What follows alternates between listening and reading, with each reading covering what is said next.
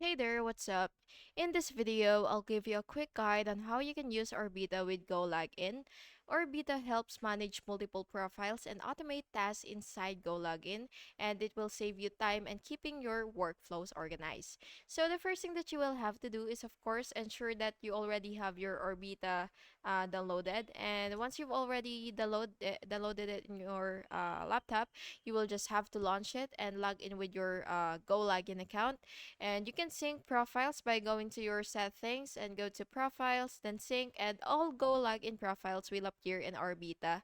And next, you will launch profiles from Orbita by selecting a profile and by clicking Start Browser, and then the profile opens with all GoLogin settings applied. And the next, you will automate the task by using Orbita's task scheduler and set browser actions like opening URLs, form filling, or multi-account testing.